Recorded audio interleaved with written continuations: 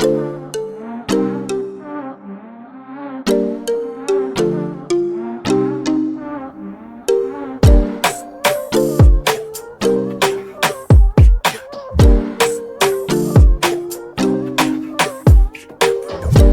readers, welcome to my channel. In this video we're going to be talking about one of the most well-known e-readers out there, the Kindle, and we're going to be discussing things like why I chose to start reading a little bit more of ebooks, even though I really love my physical books, and then why I decided to get a Kindle and I stopped reading from my iPad. If you want to make the transition, or if you're thinking of getting an e-reader, this is going to be talking about a lot of the stuff about this. This is the Kindle Paperwhite 10th generation.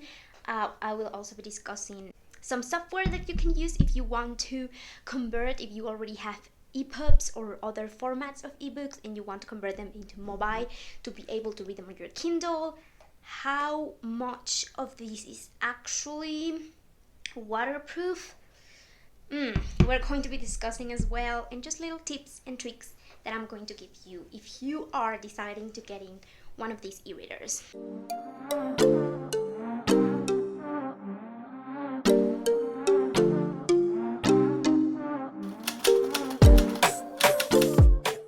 So let's get started. First of all, I love my physical copies, but here's the thing. Right now it is kind of difficult to have books into my house.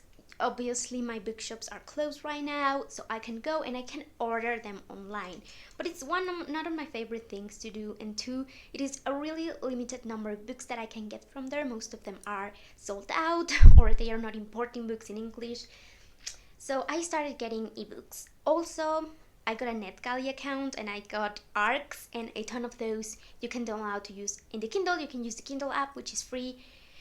But here's the thing, so I just started reading in my iPad and it has been great. I had a couple of complaints and a couple of things that concern me, especially with my eyes. I saw that a lot of people were having eye problems when they were reading the iPad, especially if they were doing it for a long amount of time. So I actually started getting a couple of things that I was not getting before. One of them was my eyes were really dry. Like at the end of the day, my eyes were just really red, dry, and tired. Something that did not happen before with my physical copies. Also, I started having a lot of headaches, which would happen to me occasionally before, but they became more constant. And also, this thing is heavy. If you're reading with this thing in bed, I will be like, yes, this fell into my face a couple of times. I'm not gonna lie, I'm that stupid. It just happened to me. It is heavy. I will actually try to put it on my pinky finger like this, and then my pinky finger would go numb because of that. The Kindle app is actually quite nice. I don't have anything against it. I think it's really nice. I like the way that it is organized, and I like that I have all of my books here. You have to download a lot of the books if you've got them from another place. For example, Netgalley, you do have to download them for them to show the actual cover of the book. But you know, it's fine.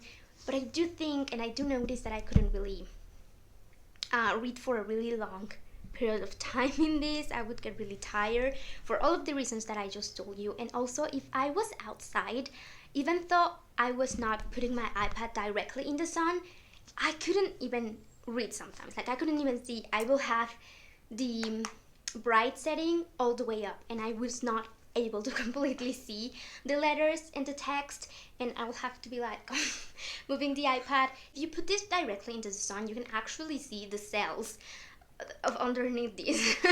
So that bothered me as well, and I decided, you know what, the main reason was actually my eyesight. Honestly, I was really scared that I was going to lose my eyesight. But let me tell you, I found a ton of different perks and great things about the Kindle, not just that.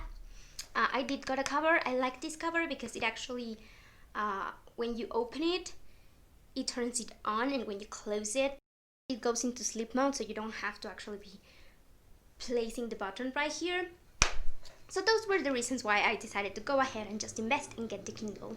Now, number one thing that I will have to say to you guys is make sure that you do your research into what is it that you actually get when you buy the Kindle, because you might see a ton of reviews and people like showing you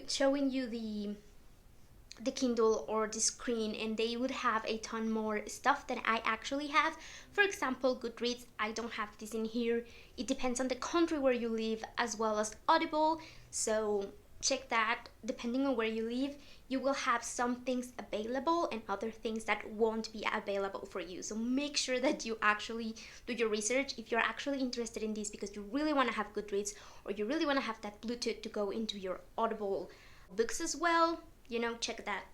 Now, for converting your books so that you can have them here, I have a ton of books on iBooks that I wanted to have here, but do keep in mind that those are protected. You can't, you know, use the different software to take that protection away from them and then convert them and place them in here. I will leave some articles and videos for that in the description down below if you're interested.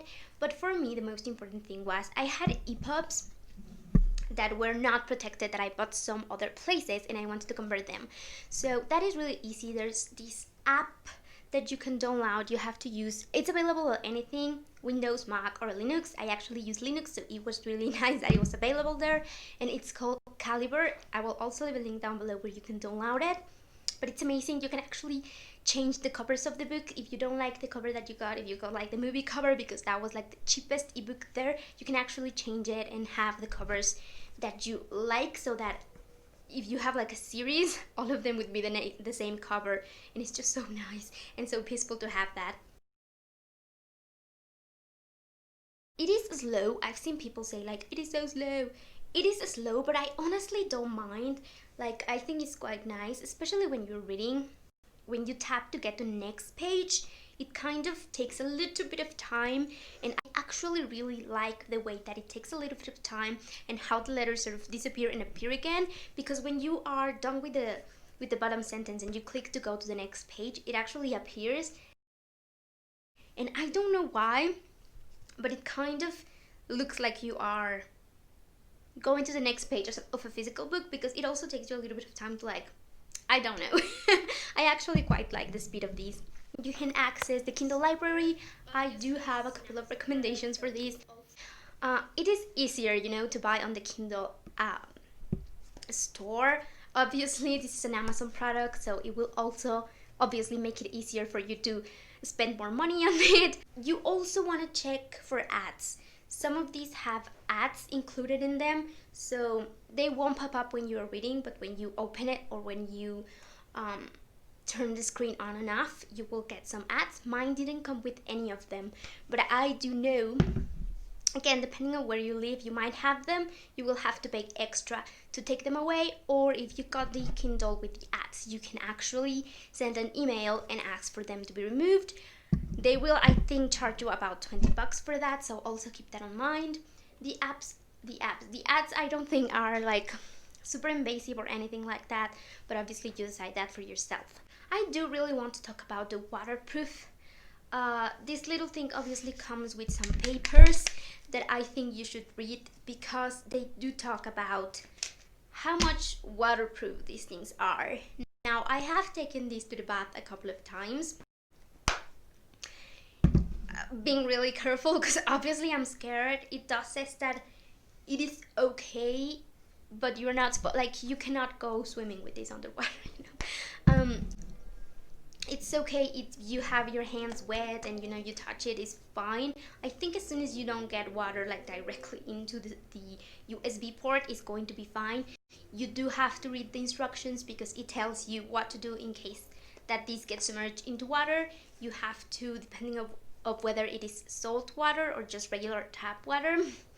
So yes, it is not just like getting shower with these and like just never mind it, left it there. You know, you do have to take care with that. And you do have to protect it from water, even though if it goes like, if you're taking a bath and it slips and it falls down, you should be able to just like grab it, you know, really quickly, give it a dry, and it's supposed to be okay. But read the manual, because even if you don't want to read the whole thing, just read that little part where it talks about the waterproof of this thing. Now, I do have to say the reading experience is a little bit bizarre, honestly. Sometimes I can feel like I am reading from a screen, and sometimes I kind of just forget, like it actually looks like paper sometimes. And here's the thing, adjust the brightness depending on where you are. When it is night, this is the craziest thing ever. I had to have like my lights on. I also have twinkly lights in my bed, behind my bed. So when I was reading on the iPad, I had to be like touching the the twinkly lights, because if they reflected on there, I had to be like ooh. Now I don't have any lights on. I turn everything off. I don't need any light to read this, and when you're reading it, it actually feels like you're reading paper with good lighting. It is so bizarre. I actually didn't thought, and I didn't believe that I would actually feel like I was reading paper. I was like, I'm gonna feel like this is still a screen, but it's going to be a little bit more gentle to my eyes. No, like I actually really like reading in this. It is light, it is extremely light. When I got it in the Amazon box, I actually thought that it was empty, like it didn't light anything, and I opened the thing, and it comes with some bags filled with air to protect it, and I was like, this is empty. But no, this is actually extremely light, especially if you're comparing it to the iPad. Now, it is a little bit of an adjustment to make, especially for me, was the size. This is a huge screen, and compared to this, it is a really big difference, but I actually kind of didn't mind that as much. It is nice to just have in one hand and just read just with one hand, and you can just be scrolling your pages, do whatever, just with one hand, and I just absolutely love that. And it actually felt like the size actually feels a lot like one of these really small, cheap paper bags, that I really love getting. So it was not such a big change in that regard. But again, something that I think, need to consider, especially if you are changing. I mean, this is one of the normal iPads, but if you have even one of those huge iPad Pros and you're used to having a huge space for reading, maybe something again to consider. It has some neat features. I'm not going to go through every single one of them, but it has like a vocab thing, so you can just press into a word and it will give you the definition. English is not my first language, it's not my native language, so it is really nice to have that there. Sometimes I don't look for the definitions, like if a word, I don't know a word, I will give it context, because of the sentence. I will be like, oh, it probably means this. So now it is kind of nice that I can just click on it and have the definition just like that. It is really neat. You get flashcards, so every single time that you look up a word, it all goes into like a little list, and you can go and just like kind of review them and make sure that you are actually learning some new vocabulary, which I think is really nice. Obviously you can highlight things, so you can just like press, and then you will be able to highlight all of the stuff that you are that you like, or that you want to have the little reference for it. So if you make reviews also, it's really neat to just have all of your highlights in one place. You can just check them out, see all of the details that you wanted to make sure you remembered, or if you know that you forget the names a lot, it comes also with a really neat feature, which is like X-ray. You click on it and it will give you all of the important details on the book. I mean, I don't think this is like something out of this world, or something super amazing or revolutionary, but it is definitely helpful, especially when you are changing from physical copies to these. Sometimes I've even thought I like these more than the physical copies. Which is a shock, because I love my books. Will I still be reading physical books? Yes, I will, for sure. But this is a great way to get, especially if you are getting ARCs in Kindle, your eyes are gonna get tired, and probably not the first reader to books that you read, but if you're reading a ton, like if you're reading 15 to 20 books every single month, and you're trying to do it on your iPad or on your phone or whatever, you're gonna have to say goodbye to your eyesight eventually. So yes, I would recommend that for this reason. I mean, the Kindle paperback is the one that I got, but there are a ton of options. You can get the Kobo, I think. You know, just make sure that you do your research so that you can make an actual, you know, decision that for what it is best for you. And if you decide to get this one, just make sure that the stuff that you really want about this is available in your country. Like I said, I don't have Audible and I don't have Goodreads. I live in Mexico. And sometimes that really sucks because you don't get a lot of the perks. But you know, I'm actually really loving this. I got this when it was on sale, so it was really great. And yeah, the experience has been a little bit bizarre. Definitely not something that I was used to, but I loved it. I love this. It is black and white, but I don't know, I think that it is nice. You can also organize them. You can create like collections, and those are like little folders where you can organize your books. If you have like a million of them, you can have them, you know, to have the covers, or you can just have them by the list. It's easy to go into the Kindle store. I will have a link down below. I actually am subscribed to BookBub, and subscription is completely free, and every single day, most of the time in the mornings, you get all of the amazing deals that they have in the Kindle store, and sometimes they're really great. Like right now, Aurora Rising is, I think, $1.99 in the Kindle store. Also, the first book in the Magician's Trilogy by Lev Grossman is $1.99. Like all of those amazing deals, you get them every single day. Because sometimes I've noticed when you go into the Kindle store from here, it's a little bit hard to buy things. You can scroll through the books, but they won't give you a price until you click on the book, and then the info comes up, which is annoying. So I actually prefer to buy my books in my iPad or on my phone, which is something that I would recommend. I don't like the store in here thumb. So yeah, just every single thing that you feel like is going to be important for you, just look it up. I'm gonna have down below a ton of different information and things that potentially be helpful for you guys, and you can just have all of that stuff in just one place so that you can access all of the things that you might want to know before getting it, or all of the tools that you might want to look into that are going to make your life easier in here. Also, go into the Kindle store, go to Amazon.com and then go into the Kindle store, and just in the left column you have an option and it says free. So you click there and you will see all of the free books that they have. They have actually a ton of comics. I would recommend you these for comics because it's black and white, and I do think that it's annoying to be like zooming in and out of them. But they have a ton of classics. If you like classics, I love classics. They got a ton of them for free or for like less than $1. So completely recommend this. I loved it. It has changed the way that I read ebooks for sure. I don't have any more headaches, which is so weird. And also I'm not getting any insomnia, which I used to have. So maybe it was because I was reading these, and then this kind of light that comes out of the iPad actually didn't let me sleep. I do have insomnia whenever I am watching Netflix on this thing, and then I want to go to sleep. I can't. So now instead of that, I read. I read this, and then I can actually fall asleep, which is great. So yes, thank you so much for watching. That will be my whole review, impression, and all of that.